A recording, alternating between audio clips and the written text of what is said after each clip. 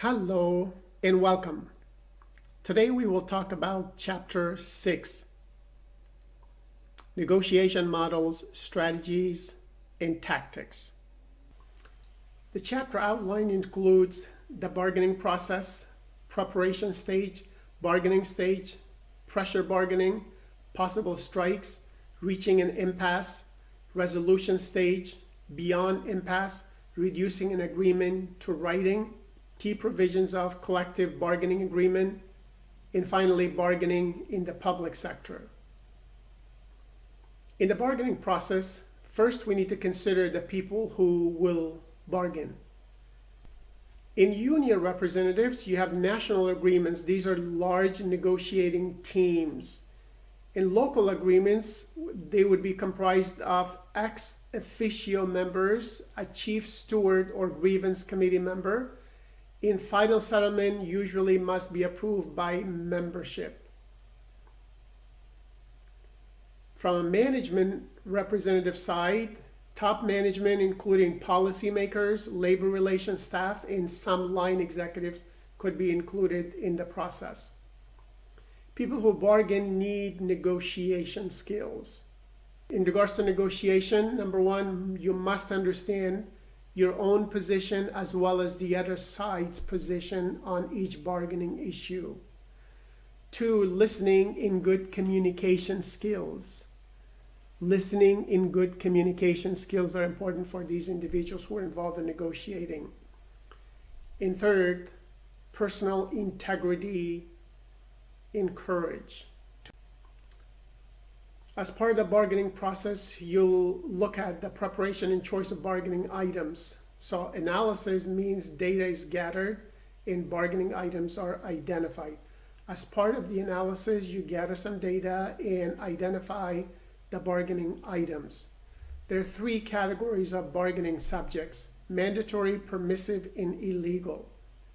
In mandatory bargaining subjects, a party may insist on its inclusion and the other party cannot refuse to discuss it because it is mandatory. In permissive category, a party must withdraw itself from bargaining if the other party does not voluntarily agree to discuss it. Illegal category includes subjects that violate public policy or inconsistent with the National Labor Relations Act. In terms of mandatory items analysis, often a legal impasse occurs when parties cannot agree. At the impasse, employer can impose its final offer. With regards to permissive items analysis, keep in mind that concessions are seldom made on permissive subjects. You cannot bargain to impasse. Examples of permissive items include performance or indemnity bonds, and management's right to have an impact upon internal union affairs. In the illegal items category, examples could include violation of public policy or those items that are inconsistent with the National Labor Relations Act. There's also the severability clause, which states that provisions are severable, especially a clause in a statute that makes the statute's parts or provisions severable so that one part can be invalidated without invalidating the whole. This table in your textbook provides you a good way to distinguish and contrast the three bargaining items of mandatory, permissive, and illegal subjects.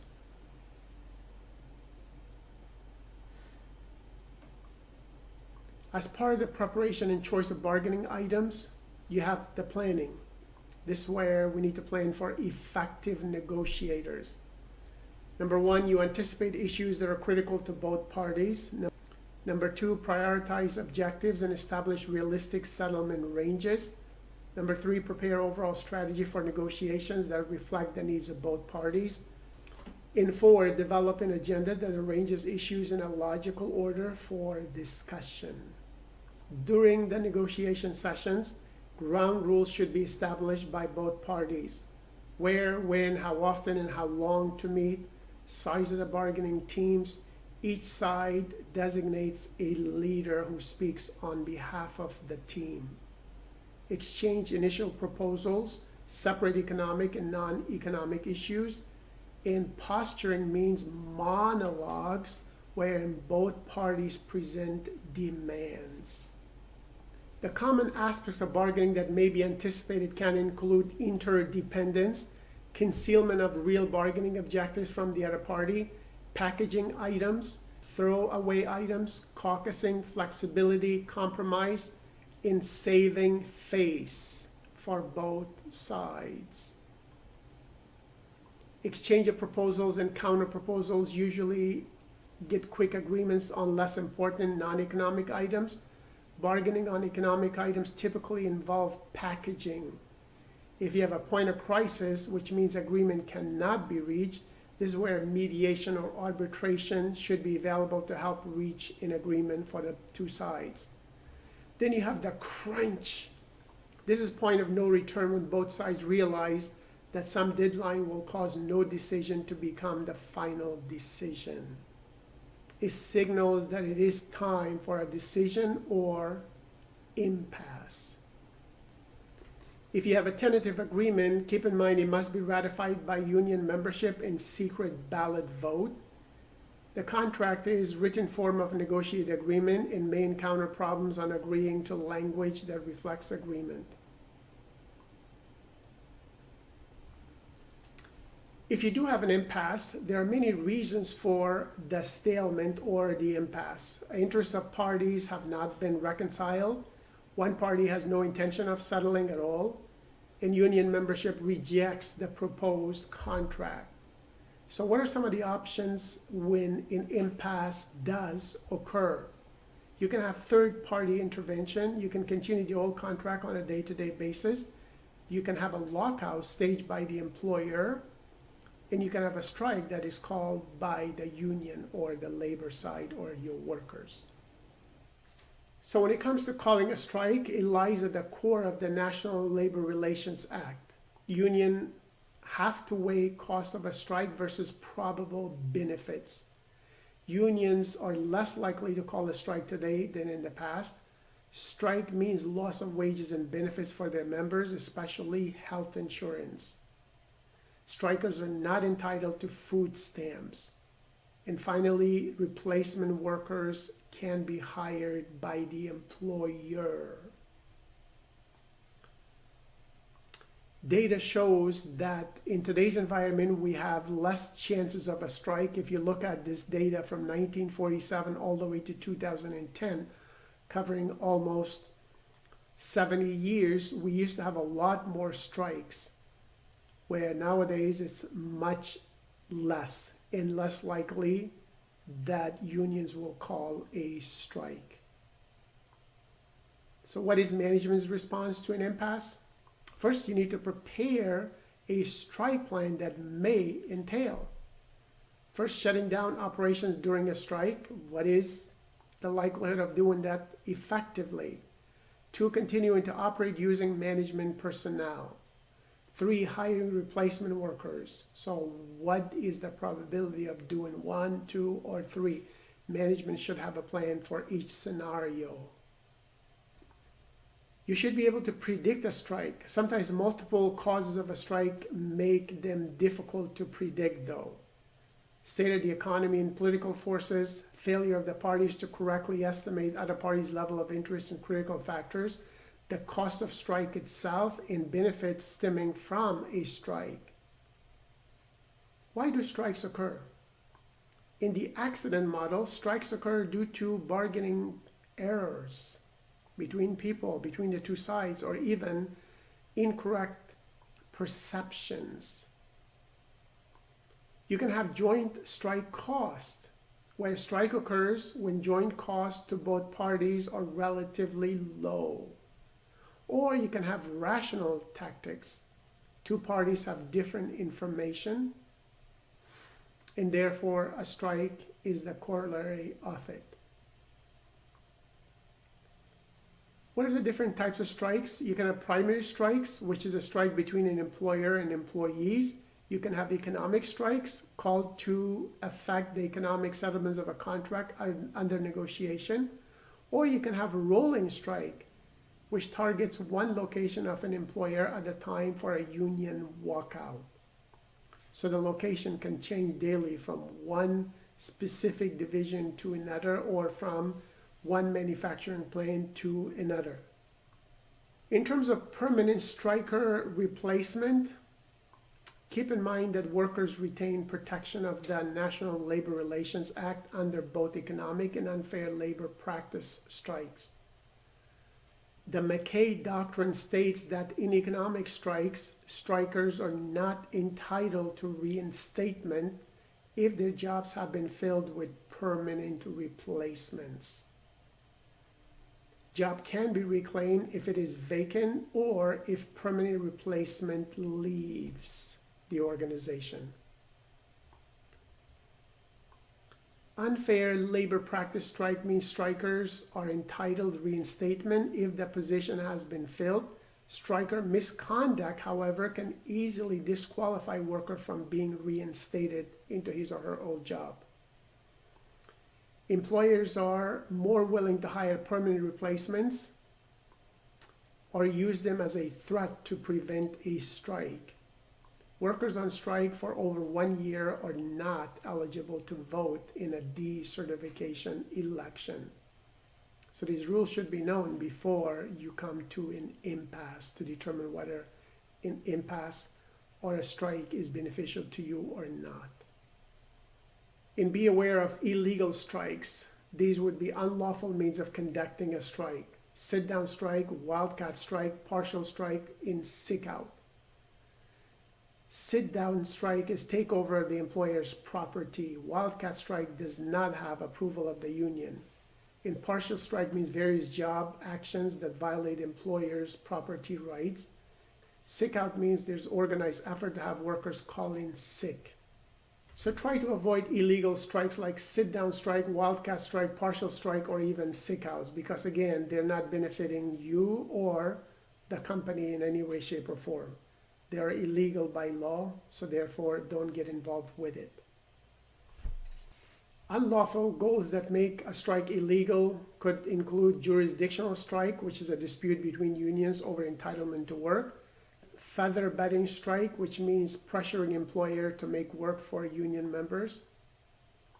In recognitional strike, which is attempting to gain recognition for another union if a certified union already represents workers.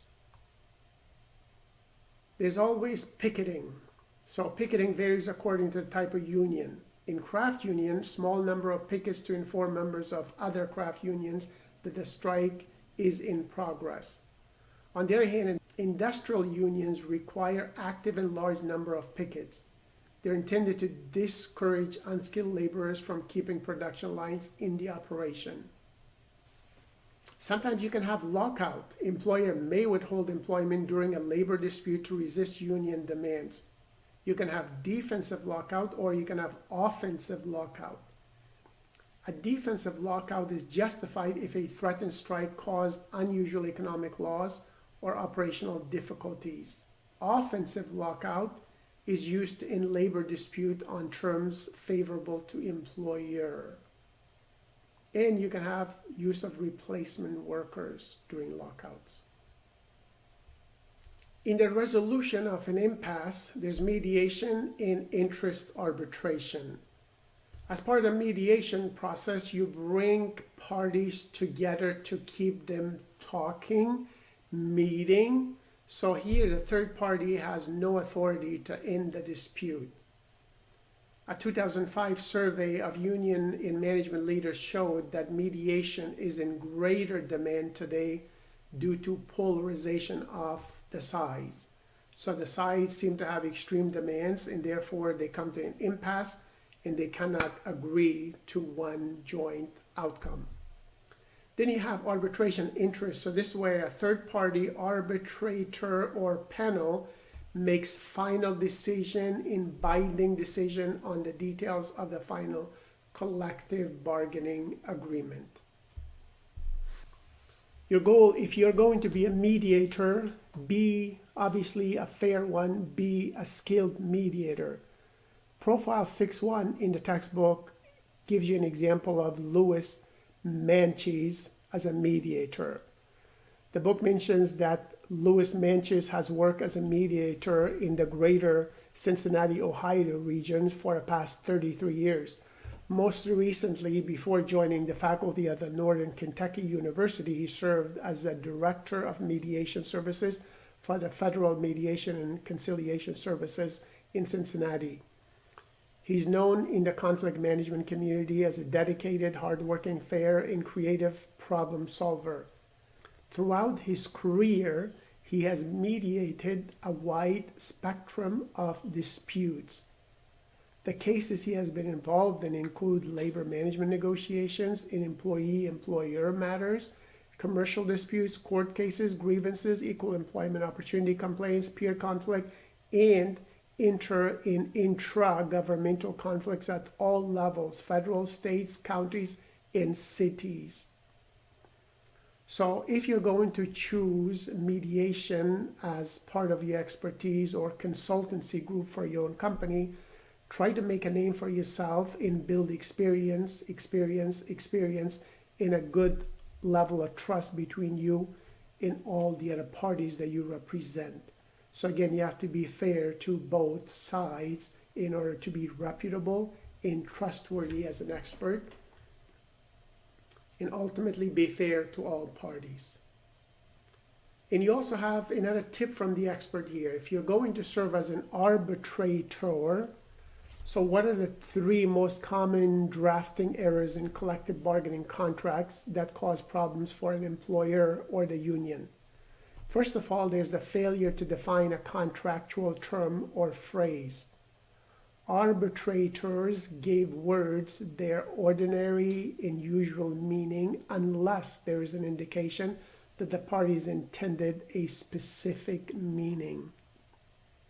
Number 2, failure to specify the scope of the arbitrator's authority. For example, is the award binding or merely advisory? Does the arbitrator have the usual authority to review the penalty imposed once he or she determines that the grievant did not commit the offense with which he or she was charged? Third is failure to encourage resolution of grievances at the earliest possible step. Such a failure could encourage open and full discovery and exchange of information in the lower grievance steps, and it could enhance the prospects of settlement or avoid the element of surprise at the arbitration hearing. So as part of the resolution of impasse, you can have a final offer arbitration, you can have mediation arbitration, or you can have cases of fact-finding. When it comes to bargaining in the public sector, keep in mind that the nature of public employment requires that public employees provide essential services to their constituencies or to the county or to the city citizens. And there's lack of control on public service in absence of marketplace control on their cost. It is difficult to assess productivity of professional workforce in the public sector. Elected officials represent public employers in their sovereignty doctrine, which limits issues that are addressed by bargaining. In the public sector, there's usually open negotiations, which means that media and press coverage can harm negotiation process.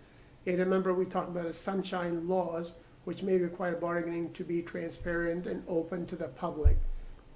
Press coverage might be necessary because of ultimate responsibility of the public for decisions of elected officials. And when it comes to the right to strike, there are arguments that support the right to strike in the public sector. Number 1, in actuality, public employees go on strike despite laws to the contrary. 2, strikes or credible strike threats facilitate final agreement. 3, strike string can be used as union bargaining strategy. 4, non-essential public employees should have the same rights as private sector employees. On the other side, arguments that oppose the right to strike include the fact that Public employees provide essential services.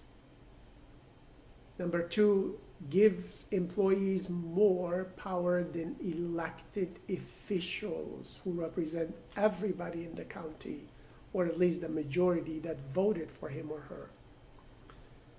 3, unions can compel governments to make unwise agreements that are not always beneficial to all members of a county, a city, or all constituencies that public officials represent. In resolving impasse in the public sector, keep in mind that public sector employer generally may implement its last best offer. Sometimes mediation is provided in almost all states with public sector collective bargaining. Fact-finding and advisory arbitration seems to be more effective because of its political pressures. In interest arbitration, the arbitrator or panel makes a binding decision on negotiation disputes. If you remember, we talked about why workers like to organize, and they like to organize and become members of a union because of unfair management or employer practices, and to seek protection against the employer's whims. However, on the other side, we need to also think about what is it that the unions want. So obviously they want better wages and better hours, good working conditions and benefits for their members who are employees of a company who joined the union in order to gain these extra benefits. But keep in mind that unions also want security. Unions want security. So there are many forms of security that are discussed in your textbook, which can include closed shop, open shop, union shop, and agency shop. So let's look a little bit closely in terms of the details of each of these. So in a closed shop, a union security arrangement that requires employers to hire only union members. Closed shops were generally made illegal under the Taft-Hartley Act. In open shop, it's a form of union security in which the workers within the bargaining unit may decide whether to join a union. So those who choose not to join are not required to pay union dues or fees or amounts equal to dues or fees. Union shop is a union security provision that all new employees must become union members in good standing. Agency shop is a labor contract provision which requires employees to contribute a sum of money equal to union membership dues, but does not require the employees to join the union. The employee benefits from collective bargaining by the union and in turn gives financial support to the union for negotiations, contract administration, and other actions. So keep in mind as a summary that in a closed shop, company can hire only union members. In union shop, company can hire non-union people, but they must join the union. In agency shop, employees who do not belong to the union must still pay union dues. And also sometimes we call it preferential shop. In preferential shop, union members get preference in hiring, but the employer can still hire non-union members. And then there are tips from experts again, so both for the union and for management when it comes to bargaining and negotiating. So for the union here, what are the 3 most important things for a union to do to prepare for negotiating a collective bargaining agreement? Number 1, it's homework as far as defending its own proposals. Number 2, it's homework as far as anticipating management's proposal. And number 3, it's homework as far as the politics of the negotiations go. Its own negotiation team as well as the management's. So you can never be over-prepared for negotiations. Whether it's an art or a science, effective negotiations take tremendous understanding of the substantive issues, a lot of creativity, a thoroughness, as well as keen understanding of people in power that plays into the negotiation process. Successful negotiations require looking beyond what is in place to what is actually possible to achieve as a result that gives everyone what they need in a way that they can say yes. On the other side, for management, what are the three most important things an employer must do in preparing for negotiations? First, select a spokesperson both for the team and for public statements. Someone who is familiar with labor laws as well as the company, the industry, labor relations issues, and someone who has the respect of both the union as well as the management team, whether this person is in-house or an outside counsel or consultant. Second, establish specific goals, directions, which can include drop-dead points. In other words, you should be very clear about when you need to walk away. And third, gather input from line management in terms of what is or is not working in current collective bargaining agreements or practice, if this is the first collective bargaining agreement to be negotiated, and from budget personnel as to cost of changes and impact of the same.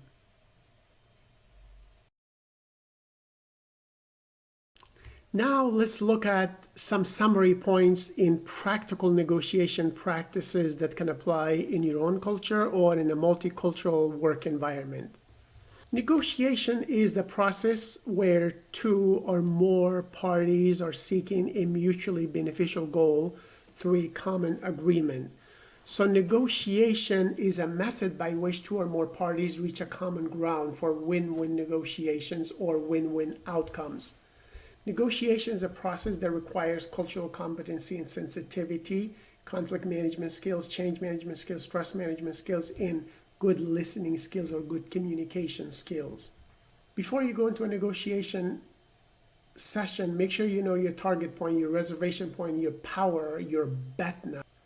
So BETNA, best alternative to a negotiated agreement, is the standard against which a proposed agreement should be evaluated. The following are some of the general steps for BETNA assessment. Brainstorm alternatives, evaluate each alternative, determine the best alternative that maximizes value over time for you and your party, and hopefully it can serve as a win-win for the other side as well.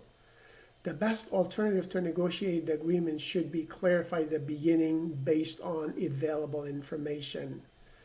BETNA is impacted by things like the number of possible alternatives, deadlines, your interest and their interest, the knowledge that you have, they have, experience, resources available to the negotiator, and resources available to the negotiators of the other party.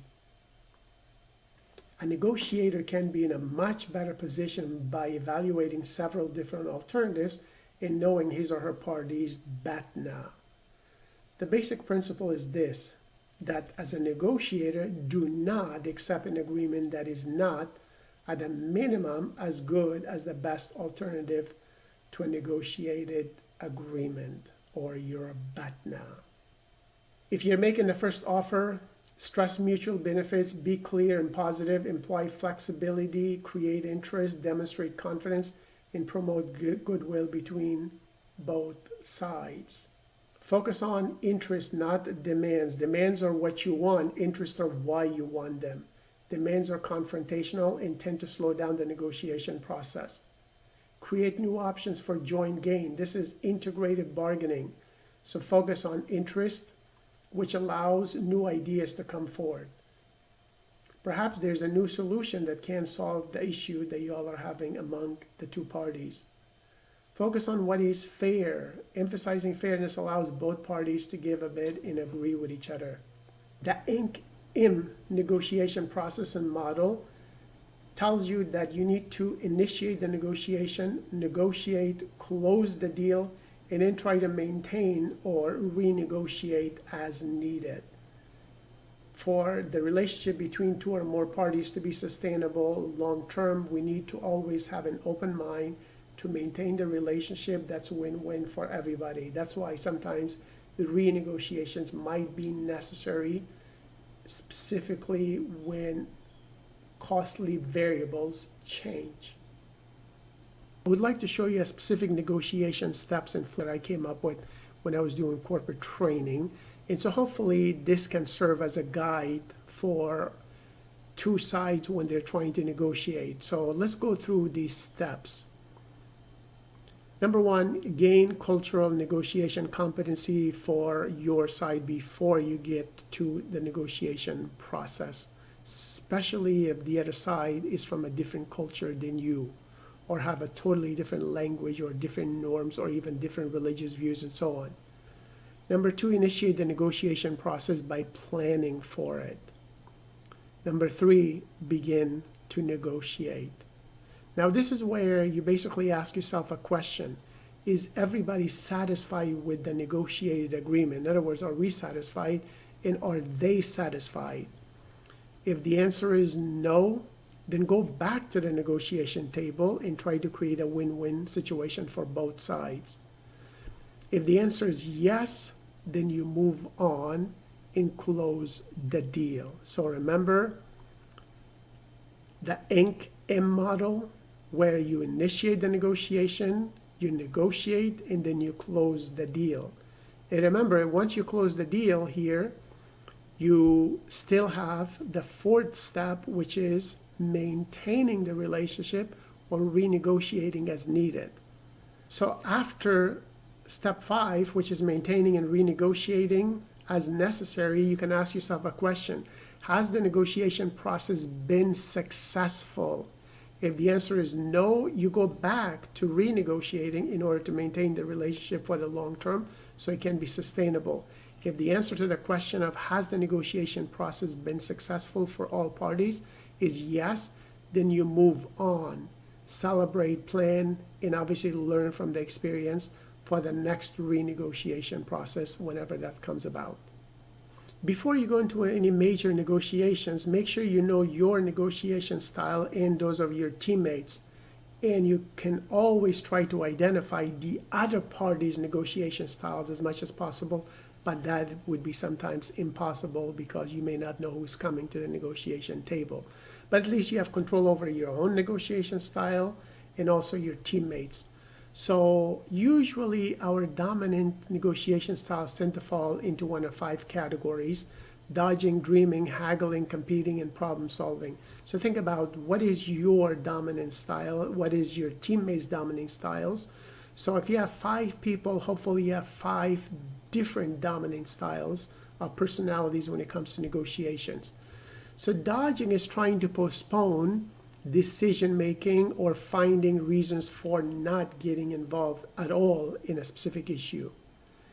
Dreaming is keeping the major goal in mind, preserving the relationship even at the cost of giving up certain concessions.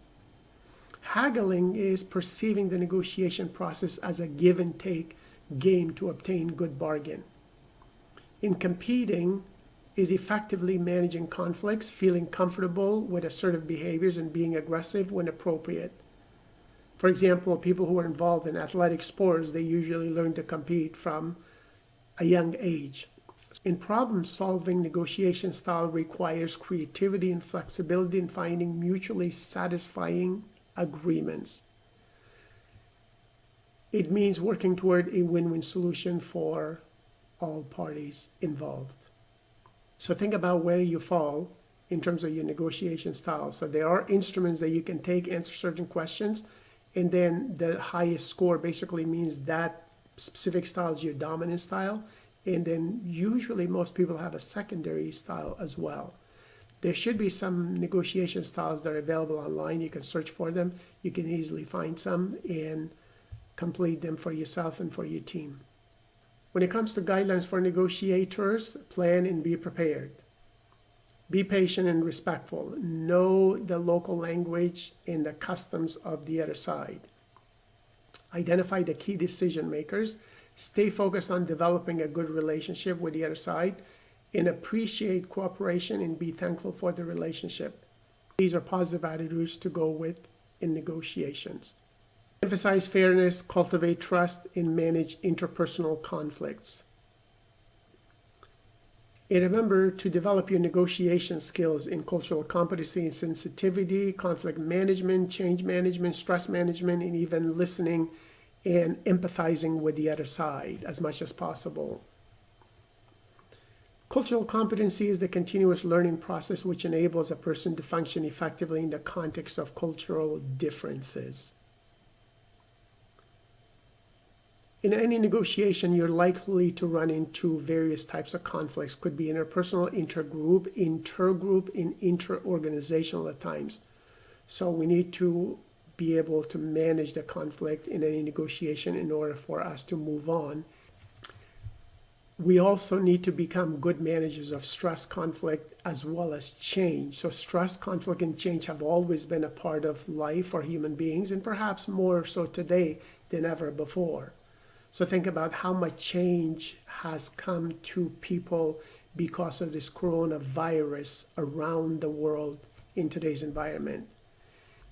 So dealing with stress, conflict, and change is normal. As modern professionals, we should become accustomed to dealing with it effectively in trying to make every single day a normal day for ourselves and for our colleagues as much as possible in order for us to be good negotiators, good managers, good stress managers, good conflict managers, and good change managers. So try to deal with stress, conflict, and change as professionally as you can in order to make every situation, especially if it's a negotiation situation, as fruitful and as healthy and as productive for yourself and for the other side as well. Author James Van Fleet writes that listening carefully and attentively to what a person says is one of the highest compliments you can pay to anyone. So if you would like to have a good negotiated agreement between you and the other side, it's very important that you become a good listener and learn to consciously empathize with the other party. You can listen actively or you can listen empathically to the other side. First, active listening involves providing feedback to ensure understanding by first repeating the message verbatim or word for word to the other side. Number two, stating the meaning of the message as you understand it. And number three, by asking questions for clarification whenever necessary. However, sometimes emotions get involved, especially in today's environment where people have extreme views on this side or on this side. When emotions are involved and people are either happy or upset, the two extremes here, you need to use empathic listening skills. So empathic listening is a process of discovering the sender's perspectives, thoughts, and feelings by encouraging the sender to self-disclose through active listening and or empathy. This is the definition that Dr. Stephen Covey wrote in his textbook entitled 7 Habits of Highly Effective People back in 1989. And it's still a very valid definition for empathic listening. So empathic listening involves listening with the eyes. Empathic listening involves listening with your eyes and your heart for feelings that the other person is expressing. So it requires understanding non-verbal emotions and expressions. But empathic listening also involves listening with your ears for facts, thoughts, and views, and then clarifying it with the other side to make sure you're correctly understanding what the other side is trying to communicate with you verbally and non-verbally. Empathic listening process involves repeating the message verbatim, summarizing the content of the message, reflecting the feelings of the message, or restating both the content of the message in your own words and reflecting on the feelings of the message. So the fourth step is basically the ideal place to be, where you're summarizing what the other person said and asking him or her to simply acknowledge whether your understanding is correct or not. Finally, step number 5 is use good judgment and determine the appropriate steps to use in each situation. Do I repeat what the other person said? Do I summarize? Or do I just nod and simply move on? Remember that Dr. William James mentioned that the greatest human need is to be understood. So when you're negotiating with the other party, hopefully you listen to them and try to understand them. But in the meantime, you demand that they listen to you. So first you seek to understand the other side and then seek to be understood by the other side. So in any negotiation, you first seek to understand the interest and views of the other side and then seek to be understood for your point of view and your interest and your needs. Good luck whenever you're negotiating for the labor side or for management side. If you're an outsider, then obviously be a good arbitrator and a good mediator. Good luck. Good luck.